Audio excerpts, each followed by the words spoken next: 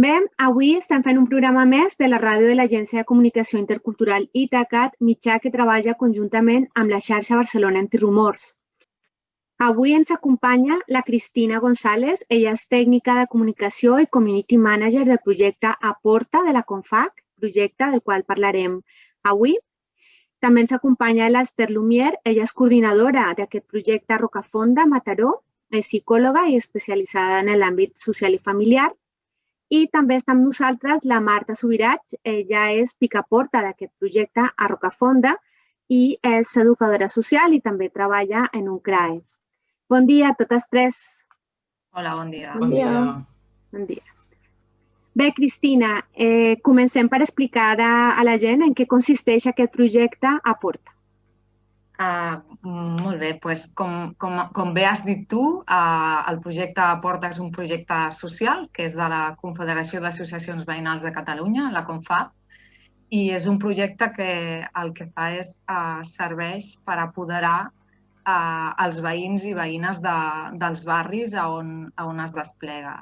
Apoderar a través de les persones veïnes, les anomenades picaportes, que són persones del mateix barri que visiten el seu veïnat per donar-los una sèrie d'informacions útils que els poden millorar la seva vida, i apoderar també, per una altra banda, els veïns i veïnes que són visitats porta a porta, tot això abans de la Covid. Amb la Covid les coses han canviat una miqueta i són veïns que reben la visita de les seves veïnes, que els assessoren, els apoderen, els donen informació sobre temes que aquell barri necessita una sèrie, que té necessitats socials especials, i les picaportes els visiten per donar-los aquest tipus d'informació. Ja pot ser sobre com reduir la pobresa energètica, apoderament energètic perquè ells mateixos puguin gestionar i reduir les seves factures, sobre soledat, sobre com trobar feina, sobre civisme i convivència, o sobre acompanyament, ja sigui la gent gran o gent que viu sola o està aïllada. Són una sèrie de missions que el projecte desenvolupa arran a diversos barris de Catalunya. Perdona. En quants barris de Catalunya es desenvolupa aquest projecte, Cristina? Actualment estem a 4 barris. Estem a Rocafonda, Mataró, estem a Can Puiggener de Sabadell, estem a Can Mariner de Santa Coloma de Gramenet i a zona nord, diguem-ne, als barris de Ciutat Meridiana, Torre Baró i Vallbona. I en total, des que vam començar, hem estat a 7 barris de Catalunya. Quantes persones estan actualment involucrades en aquest projecte? Entre els 4 barris on estem, Esther, l'Esther em podrà ajudar una miqueta amb això. Sou 8 picaportes a Rocafonda? Som 10 picaportes. Sou 10, vale. Tenim 10 a Rocafonda, 6 a Santa Coloma de Gramenet, a Can Mariner. A Can Puiggener són 8 també. I a zona nord, Ciutat Meridiana, Torre Baró i Vallbona, crec que actualment són 9. D'acord. En total, perdona, si sumem totes les picaportes, les persones picaportes que han treballat al projecte, hem arribat a sumar-ne més de 70. D'acord. I bé, doncs ara, després tornarem si hi ha més detalls globals, però estaria bé ara començar a parlar de què es fa exactament a Rocafonda, Esther. Sí, com t'ha comentat la Cristina, la CONFAC té diversos projectes o diverses missions. La missió que estem donant a terme en el barri de Rocafonda és sobre la pobresa energètica. Aleshores, el que fem a través dels 10 picaportes que tenim és adreçar-nos als veïns i veïnes del barri, d'un costat per assessorar-los en quant com reduir en la seva petjada energètica, bé, tant en electricitat, amb aigua com en gas, i aportar-los alguns consells per la reducció dels seus consums i, per tant, que això es vegi reflectit a final de mes en la seva factura. D'alguna forma, els apoderem, si és que són persones que desconeixen com llegir les factures, els apoderem en aquest coneixement de com llegir les factures, saber què és el que estan pagant i, per tant, ser conseqüents amb allò que contracten o amb allò que tenen ja contractat. Com et dic, tenim 10 picaportes, la Marta és un d'ells, que responen una mica a la diversitat multicultural del barri, perquè és un barri on hi ha moltes persones migrades i, per tant, tenim picaportes, evidentment, tant de l'àmbit local, de Catalunya, com de la resta d'Espanya, al nord d'Àfrica i al centre d'Àfrica, i també d'ètnia gitana. Bàsicament, la nostra missió és aquesta i el desplegament és aquest.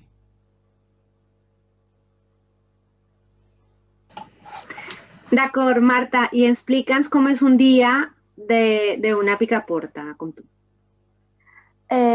Doncs, aquí en el projecte de Rocafonda Mataró vam tenir l'opció d'organitzar-nos si volíem i si ens anava bé per parelles. Realment, a mi, per exemple, m'ha sigut molt útil, ja que, com deia l'Ester, l'equip està format per persones de diferents orígens culturals i això fa que a l'hora d'anar a picar una porta l'experiència de l'entrevista sigui molt més enriquidora. Ja que jo, per exemple, soc jove i soc blanca, soc d'aquí a Catalunya i la meva companya Càdia és més gran que jo i és centreafricana. I això fa que sempre hi hagi molta més opció a que la persona confia en nosaltres.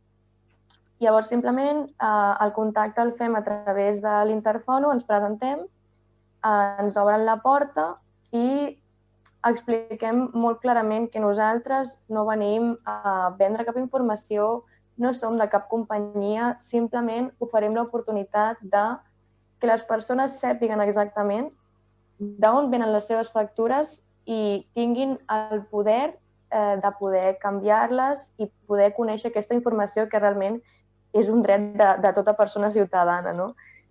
Llavors, ens trobem, sobretot la Càdia i jo ens trobem al principi, que és una mica complicat perquè aquí a Rocafonda la gent està molt cremada de les companyies de subministres i costa moltíssim que es fiïn. Però gràcies, sobretot, a poder tenir diversitat d'idiomes, ja que jo parlo català-castellà i la Càdia parla mandinka i alguns altres idiomes africans, ens ajuda moltíssim i el més maco de tot és que sempre quan acabem l'entrevista la gent ens diu «Ostres, doncs tinc una veïna, tinc una amiga que podeu anar i explicar-li el projecte», no? O «Ostres, vine un altre dia que estarà el meu marit, el meu germà i també li expliques a ell». Llavors, més enllà de donar informació, com deia l'Ester, les persones s'apoderen i es fa una xarxa de barri que trobo que és molt necessària a Rocafonda.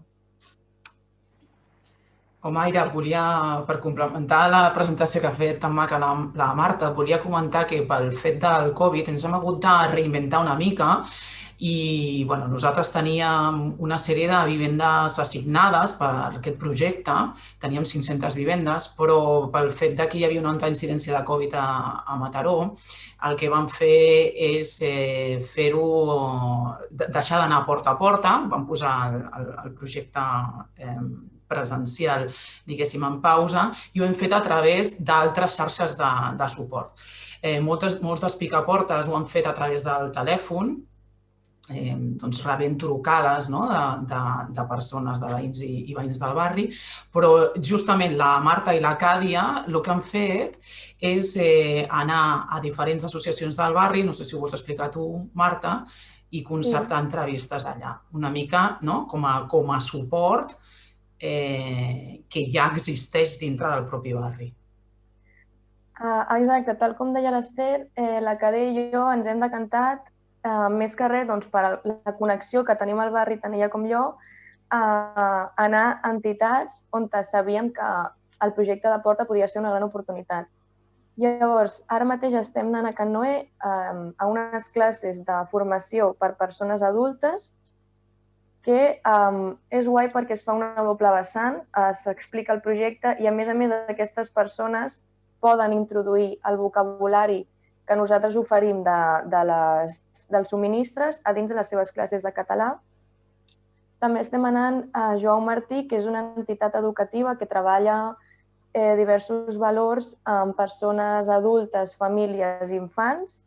Llavors, aquí és molt important perquè també són famílies que no tenen moltes vegades com l'accés a aquesta informació per falta de dificultats idiomàtiques o simplement el dia a dia no s'ofereix aquesta oportunitat.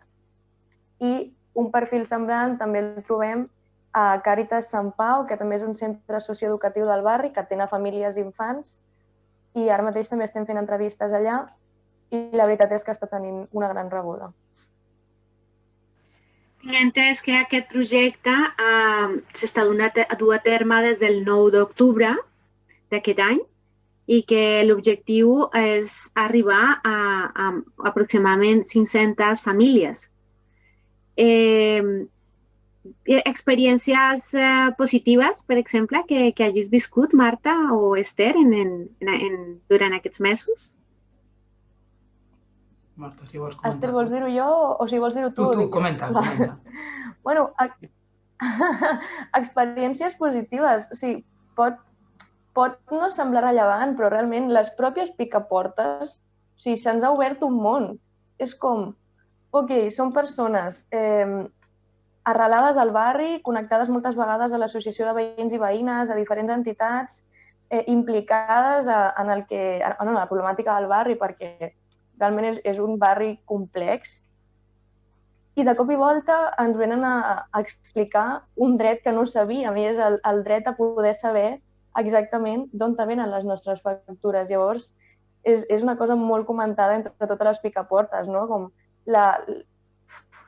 Com ens ha canviat això? I també moltes vegades ens trobem amb persones que, jo què sé, jo m'he trobat amb la Càdia gent sola, gran, i és molt reconfortant poder saber que aquella persona que potser fa una setmana que no parla amb ningú i anem nosaltres, li expliquem el projecte de Porta i ens acaba explicant, ostres, doncs, gràcies per venir perquè fa molt que no parlo amb ningú, tal, si em podríeu acompanyar a canviar les factures. O sigui, realment crec que és un suport molt important. Sí. Més enllà, Mayra, com comentaves, anècdotes, més enllà del nostre projecte, que seria assessorant aquesta pobresa energètica als veïns i veïnes, com el que comenta la Marta, evidencia que es crea una xarxa de suport entre el veïnatge. De sobte, la veïna que veies pel carrer, te la trobes a casa, t'està informant sobre la pobresa energètica, però, a més, també potser pot adreçar altres recursos. O sigui, ens hem trobat persones que han estat a punt de ser desnonades, per exemple, i les hem adreçat a entitats que les poden ajudar. Ens hem trobat persones que no tenen l'aigua tallada o la llum tallada o estan a punt de tenir-ho perquè estan enredarits en els seus pagaments. Els hem adreçat als diferents punts on han d'anar, com ho han de fer. És a dir, les picaportes, primerament, són les primeres beneficiàries del projecte, perquè ja moltes d'elles han pogut fer alguns canvis dintre dels seus consums i, per tant, s'ha reflectit en les factures, però també aquest benefici que han rebut elles l'han sabut traslladar i l'estan traslladant al barri perquè els diferents veïns puguin beneficiar-se del projecte a tots els nivells, tant des de la vessant de la pobresa energètica com creant aquestes xarxes informals de suport entre els propis veïns. I, de fet, una de les picaportes em comentava fa poc que diu és que ja em paren pel carrer, venen amb la factura darrere meu, sisplau, mira-me-la, que sé que hi has anat a la meva veïna a donar-li aquesta informació i jo la vull també, no? O sigui, ens persegueixen, dic de forma divertida, no? Perquè ja ens coneixen i així. El que sí que és veritat, una de les coses que comentàvem fa poc és que ara en el barri s'està donant que hi ha agents de les elèctriques que estan anant porta a porta passant-se moltes vegades per nosaltres intentant que els veïns contractin algun servei addicional i, per tant, desfent una mica o posant-se entremig de la nostra tasca, que això també ho volíem comentar per fer difusió, que si no som picaportes, no ens identifiquem com a tals i, a més, els demanen dades personals o veure factures o així, no som nosaltres, perquè nosaltres no ens dediquem a això, no és aquest el nostre objectiu, ni fer-los contractar res ni demanar-los cap tipus de dada personal. Sí, això és molt important. He vist que la difusió que esteu fent, poseu les cares de les picaportes que aneu, doncs imagino que també, no només per el boca a boca aquest que dieu, sinó per la difusió que s'ha fet, el veïnatge ja pot identificar qui són realment les picaportes. No sé si hi ha alguna cosa més que... Perdona. Jo queria comentar diverses coses, afegir diverses coses. Una sobre això de la difusió és precisament això. O sigui, com d'important és identificar les veïns i veïnes que fan de picaportes. Per això sempre hem pensat que, primer, identificar-les pel nom. Per exemple, ho fem així a les xarxes socials, sempre intento dir el seu nom, i després als cartells que es vegi bé la seva cara. No només perquè es comprovi que són veïnes del barri, sinó perquè la confiança que dona veure la cara d'una persona, saber que és del teu barri i tenir la previsió de que et visitarà és importantíssim per generar aquesta confiança que és essencial al nostre projecte. També arran de la Covid, que hem canviat una mica el protocol, la difusió també s'ha hagut d'adaptar una miqueta, hem fet cartelleria que posem tant a les entitats com a alguns portals, hem fet bustiatge amb les cares de les picaporta, amb el telèfon de contacte. Això per una banda i a través de xarxes socials tant a les entitats com al mateix Ajuntament de Mataró i això intentem que hi hagi la màxima difusió possible. I després una altra cosa que comentàveu abans sobre l'estalvi a les factures, l'apoderament veïnal i tot això. Un altre dels barris en què vam estar fent aquest tipus de missió, reduir la pobresa energètica i apoderar el veïnat, va ser a Ciutat Meridiana, Torre Baró i Vallbona, que hi vam estar 3 anys, del 2016 al 2019. Precisament al novembre complíem 3 anys allà. I allà sé que els habitatges que vam visitar i entrevistar van ser la quantitat va ser més gran, però al final del projecte una de les dades que ens va impactar molt i que ens agrada fer difusió per demostrar com de valuós és aquest projecte és que el total del barri de Ciutat Meridiana, Torre Baró i Vallbona vam aconseguir estalviar un total de 500.000 euros anuals a les factures de subministraments bàsics. La mitjana al mes per família, això comptabilitzant a totes les famílies que vam assessorar, la mitjana va ser d'un estalvi de 42 euros mensuals.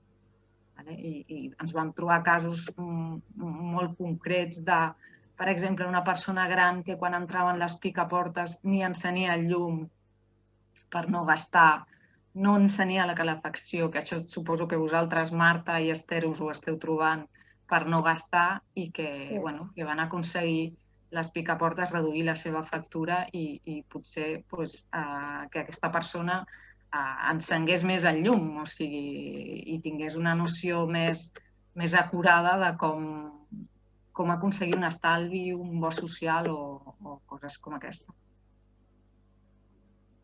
I això. No sé si teniu alguna cosa més que vulgueu compartir. Sí, a mi m'agradaria emfatitzar la importància que està tenint Aporta pel barri de Rocafonda, ja que jo personalment he vist des que soc superpetita i al llarg del temps he anat treballant al barri, involucrant-me i crec que Aporta és una gran oportunitat perquè de portes enfora Rocafonda sempre té notícies negatives. Violència, conflictivitat i tal. I realment és un barri amb persones molt lluitadores que dia a dia estan buscant la manera de sobreviure i a Porta està donant l'oportunitat de poder reforçar la xarxa de veïns i veïnes entre tot el barri, de poder donar-nos a conèixer, trencar barreres i poder ser una mica més com lliures, no? A nivell informatiu, poder trencar estigmes també entre nosaltres, que és una cosa que ens passa molt, no? Com que som d'orígens diferents, la violència moltes vegades s'atribueix a cert grup poblacional, quan ara estem veient que tothom té les mateixes dificultats i és una cosa que uneix molt i jo personalment estic superagraïda de poder participar en aquest projecte i poder veure que les meves veïnes estan tan contentes, no? Bé, doncs, moltíssimes gràcies per haver participat en aquesta entrevista. També moltíssimes gràcies a la CONFAB, la Confederació d'Associacions Veïnals de Catalunya, que també ha permès que aquest projecte continuï endavant. I la idea és continuar entrevistant a la resta d'equip dels diferents projectes dels altres municipis on s'està duent a terme aquest projecte. I, doncs, moltíssimes gràcies. Gràcies a tu. Gràcies a tu. Gràcies, Mayra.